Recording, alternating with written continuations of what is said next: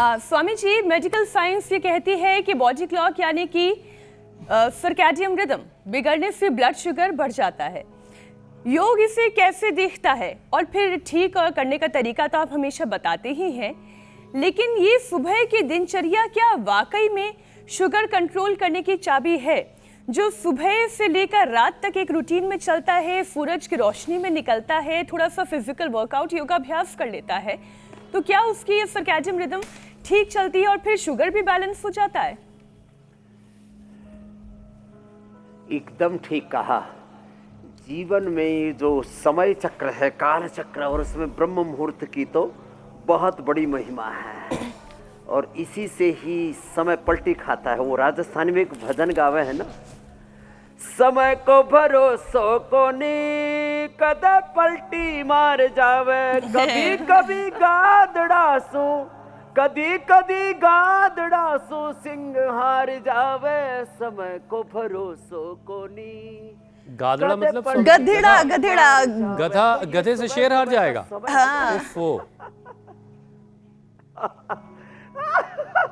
तो जो सुबह सुबह जागेगा वो गधा शेर को हरा देगा, शेर बन जाएगा खुद ही। वो गधा खुद ही शेर बन जाएगा।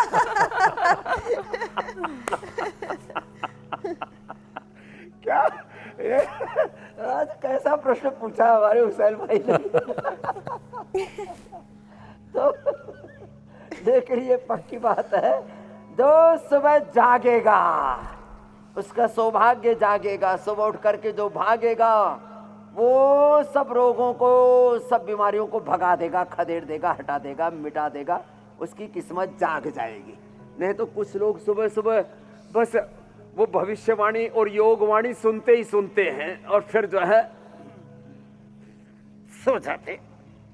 ऐसे बात नहीं बनेगी।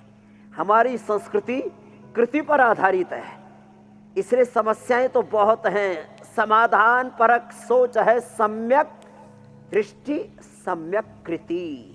इसलिए सुबह जागो, उठ करके भागो, थोड़ा योग करो और फिर अच्छे से सलीके से जिंदगी जी लो। उधेड़ बुन उथल पुथल आपाधापी मारधाड़ मची हुई है, ये सब से भैया थोड़ा बाहर जाओ, सुधर जाओ, नहीं तो मर जाओगे। ओ BP, sugar, thyroid, asthma, arthritis, वात, पित्त, कफ, त्रिदोष, तन के रोग, मन के रोग आपको घेर लेंगे। चारों तरफ रोग और विकार, शत्रु घात लगाए बैठे हैं।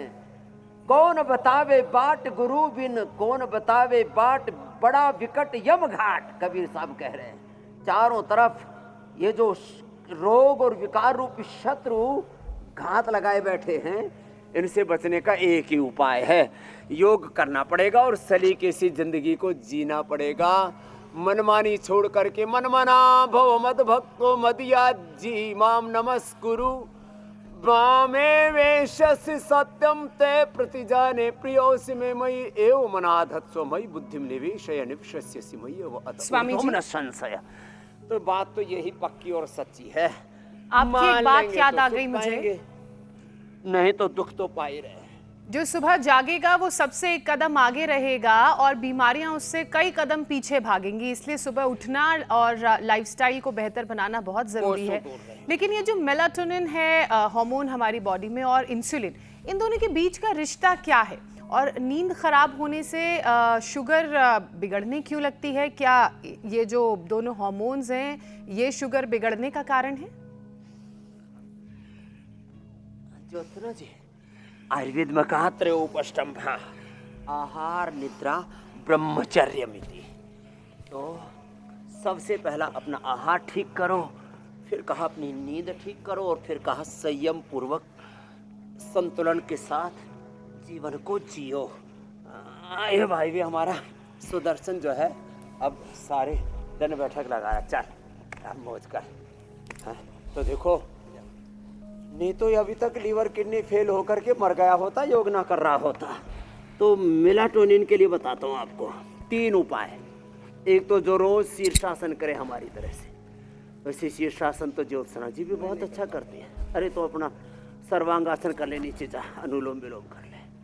हाँ, तो सुनो,